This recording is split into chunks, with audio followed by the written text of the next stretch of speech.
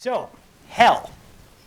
Hell is a place or state of misery, torment, or wickedness. And that's a place that I found myself on the morning of February 12th, 1990.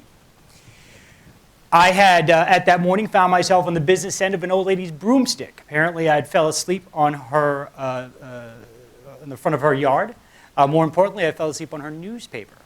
And as she was kindly waking me up with the broomstick and whacking me over repeatedly on the back of the head, as I looked down, I saw the newspaper and said, wow, Mike Tyson got beat by Buster Douglas. That's interesting. She hit me one more time for good measure. I got up, grabbed the newspaper, handed it to her, and gave her a look that probably took about 10 years off of life. I realized at the time I was in Brooklyn, and I was living on Long Island, so I had to get home. So I'm like, all right, got to find a train. So I started walking, and as I started walking, I realized I don't have any pants on. All right. So I look down, really cold. I go into my pockets and I try to figure out, all right, so what did I do last night or how did I get here? What I pulled out was 16 empty bundles of Crazy Eddie and Red Devil. Those are street names for angel dust. And for people in the cheap seats, angel dust is PCP. It's a drug that causes hallucinations, schizophrenia, like psychosis. Sounds like fun, right? So, after avoiding the conductor throughout the whole ride back home, I got into the bathroom, I looked in the mirror, and I was 95 pounds. My eyes were sullen in the back of my head, and I go, I'm going to die. Something has to end. And in that moment, that whole decade, between 9 and 19, and the damage I had caused, forced me to stop doing drugs. I'm going to tell you a little bit about that, how it started, how it ended, and where it took me from there. And we'll ultimately find out how you can walk through hell with a smile on your face. So, I was born with 160 allergies. Shortly after I was born, my mom and my dad got divorced, and as it was explained to me, my mom passed away. My dad, shortly thereafter, realized that he couldn't raise a son on his own, especially one that was very sickly. So he gave custody to my grandparents. They were great people. They were Irish immigrants, very loving, although very standoffish. It was the 70s. They were miserable. They slept in separate bedrooms. No one got divorced, you know. And it was really weird because the kids in the neighborhood didn't understand what to make of me. I'm this young kid growing up with these old people. What does that really mean? So I didn't really have a lot of connections to the kids in the neighborhood. They knew what I could do, though, in an aspect that I spent a lot of time by myself, and I would futz around with stuff, and I'd build strategies and take apart radios and put them back together. So they figured I could, do things when needed. So what had happened is around the time that the ADT alarm systems came out, the older kids in the neighborhood started to figure out, hey, we can't break into houses anymore. This is kind of challenging. The alarm system's going to go off. So the little brothers say, hey, you got to talk to Tom. This kid can figure stuff out. So they said, come with us. I said, sure. So we went. They took me to a house. They said, how do we get in? I had a piece of gum. I took off the wrapper. I put it in the diode, shorted it out, and we had a brand new business model.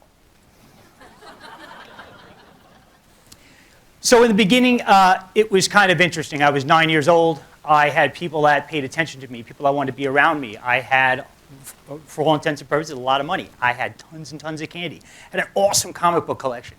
Everything was going my way, so to speak. But at one point in time, they said, hey, you know what would be kind of fun is if we got Tom high. So I started off innocently enough. I started with pot, went on there to cocaine, hash, acid, heroin, bazooka, which was the first name of crack when it first was released, and then ultimately our good friend angel dust. After a few years, I was making pretty good money. Adjusted for inflation, I was probably making what a doctor would make today. I started to figure out I could do this on my own. But when you're a 14-year-old trying to build a criminal empire, things happen. So one particular time, I was hired by a school to steal solar panels from another school and put it on their school. So I had 16-foot by 4-foot the solar panels. I'd gotten down 3 from the roof. I was on my last one, but the police showed up. And then I took my leave. As I was getting away, I figured, hey, you know what? I'm going to celebrate. I took a couple of hits of acid, go me. And then I found myself walking down the middle of a highway. And police pulled up. And they said, why are you walking down the middle of a highway? And I had really no good answer. And when they looked at my eyes, my pupils were the size of Kansas. So they said, we're going to take you to the station. So we got to the station. My father came there. My grandfather came down. it all kind of came out. The drug addiction, the being a criminal, everything. So what happened next is they took me home. They had me talk to my aunt, who is the black sheep of the family because she has a tattoo. I don't know what all that means. So she was like, well, tell us a little bit, what's going on? I told her about the drugs and everything. She goes, we're going to help you. Don't you worry about that. So I got up the next day, like everything was normal. I went to school, I came home. And when I did, there was a woman and 2 girls sitting at my kitchen table. So they were like, this is your mom, and these are your 2 sisters. And so I was a little confused. And then they go, and you're going to live with them right now. Okay, so I went up, packed all my stuff, took a whole bunch more acid, and then we took off for my new life. Now, I had arguably the second set of acid knocked me out for a few days. So I got up about 3 days later in this really strange surrounding with these people I didn't know in the whole 9 yards. But when I woke up, I was informed that my grandmother had had a stroke the day I moved out. I didn't take it well. I already was acting out. I didn't have any drug connections, so arguably I was jonesing after a little while. So eventually I joined a gang. My skills as a thief kind of had waned, mainly because I was doing so much drugs. I got a little sloppy, but I could cause trouble, and I had a really big mouth. But that being the challenge, and being the size of a midget, that's a challenge. So I had to join a gang for protection. So I was one of those people I could easily start trouble. I had gotten stabbed, I've been shot at, I've been left for dead on a handful of occasions. I've crippled people, I've tried to murder people. I was not a good person. I didn't have any desire to be a good person. Now, what had happened after I got into the neighborhood, had some challenges, and my grandmother died shortly afterwards, maybe about a year or so. Now, I went to the funeral, I tried to get in, and they stopped me at the door, and they said that you can't go inside. And I said, well, why not? They said, well, you killed your grandmother. I said, how? They said, you were a bad kid. So now I'm a 15-year-old kid, drug addiction, addict, whole 9 yards, and my grandmother just passed away, and probably the only person I ever thought cared about me in my life is gone. So I became vacant. I didn't care anything about my actions. You got in my way, I got you out of the way. If I had to roll you over, I rolled right over you. I had to go through you, I went through you. I didn't care. As you can imagine, this does not end well for people who take that kind of course of action. The police get interested in the whole 9 yards, and that's eventually what had happened. They would arrest me. I'd slash the tire on the cop cars. They would beat me with a billy club. I'd smash all the windows out of the cop car. This went on for about a year, and then eventually I had to get out of town. So I took off to New York City. I really didn't have a place to stay, anywhere to go. When I needed drug money, I would take on odd jobs or I'd mug people. If I got hungry, there was dinner. And that's eventually what brought me to that old lady's doorstep. Now, I wish I could tell you that life after addiction got better, but it really didn't. I missed my developmental years, all those years, teenage years, understanding who you are, what you're about, what you have to offer the world. I didn't have any of that. I didn't really get to figure any of that out until my 20s.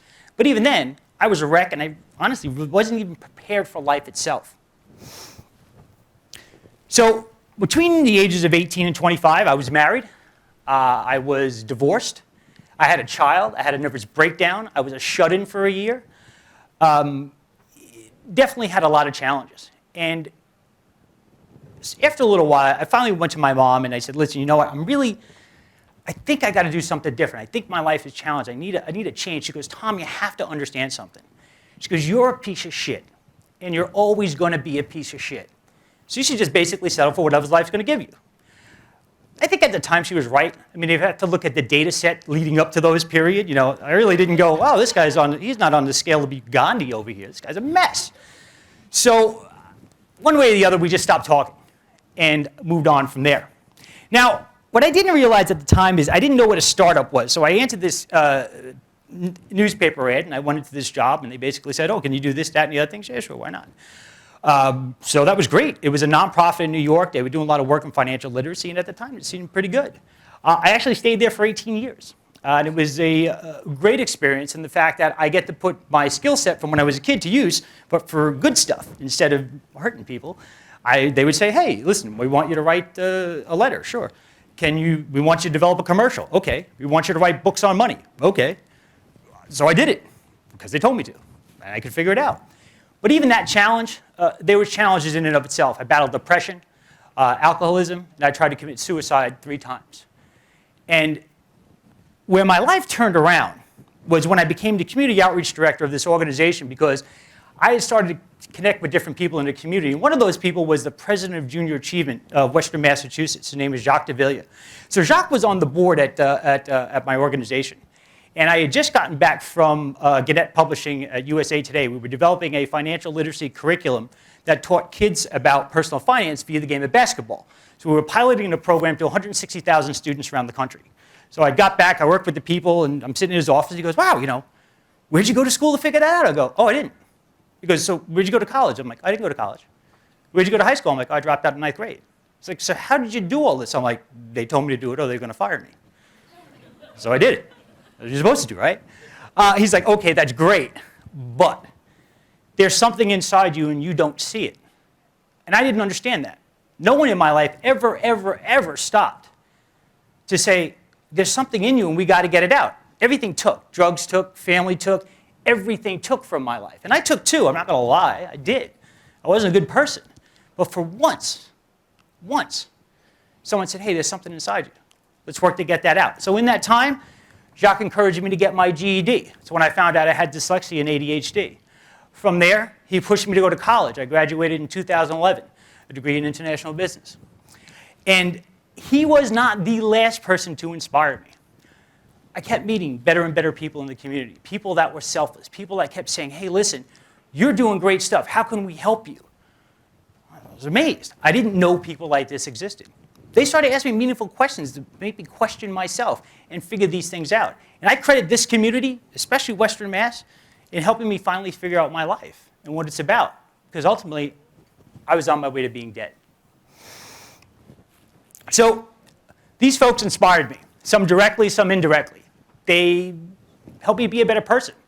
They helped me to encourage me to share my story and tell people about these challenges in hopes that maybe I can help them avoid some of the stupid knuckleheaded stuff that I did.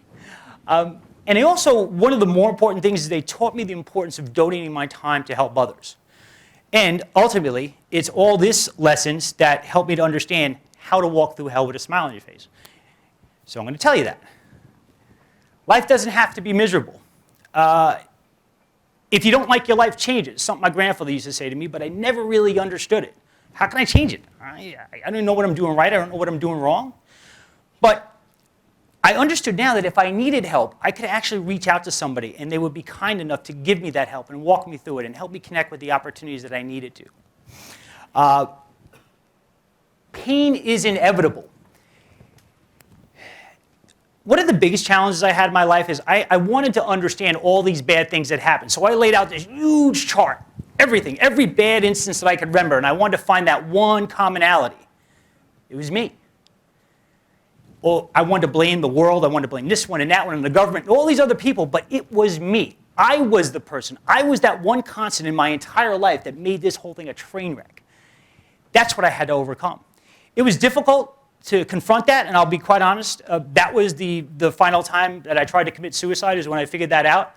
That was very destructive in a sense, to understand that you have to own this. There's no one else in your life that made these bad things happen. That's a challenge, but it was a great challenge because it helped me move on to other aspects of my life. It helped me understand that no one succeeds alone. And it made me also understand that once you get through hell, you have to turn around and help the next person there. We have to bring them through that. Now that I've gotten through it, maybe I can help somebody, like I said, avoid some of these missteps. I don't know, but you know what? I got to try. What if you help one person, 2 people? That could be exponential. That amplification right there can change a community and change the world if need be. And ultimately, the more opportunity we create for others, the more opportunity we create for ourselves. If you're happy, your neighbor's happy, their neighbor's happy, and we're all moving in the same direction, we're going to get where we're going a heck of a lot quicker. It just takes a little time. Life is what you make it. What I learned after somebody slipped me tofu was tofu takes on the flavor of everything around it. So people are like tofu. If you put people in bad situations, they're going to be bad people in many instances. But if you put them in a good situation, if you surround them with caring and knowledge and the ability to want to help them succeed, they're probably going to do it because they have that energy around them. So the logic there is surround yourself with potential and you will be fulfilled. And today, I can't really complain. I am a strategy consultant. I have a radio show that airs AM, FM on Clear Channel on iHeartRadio. It's about economic development and all the things that are going on in Western Massachusetts, entrepreneurship, economic development, and how philanthropy is changing our landscape. I wound up chairing the Board of Junior Achievement of Western Massachusetts. I still serve on the board now. I'm on the board of Up Springfield, where we give suits to people coming out of prison and young men that want to go on interviews. I'm a facilitator at Valley Venture Mentors, which is a local startup accelerator. I've worked with startups to not only validate their business plan, but they've generated $1 million in revenue. They're hiring people. All this stuff. I'm one person, and one person changed my life. I'm passing that on exponentially to other people. What if everybody in this room today did the same thing that someone did for me? What if each of you talked to that one person and your conversation was that one thing that changed their life? I would encourage you to consider that and help give other people a brand new day. Thank you.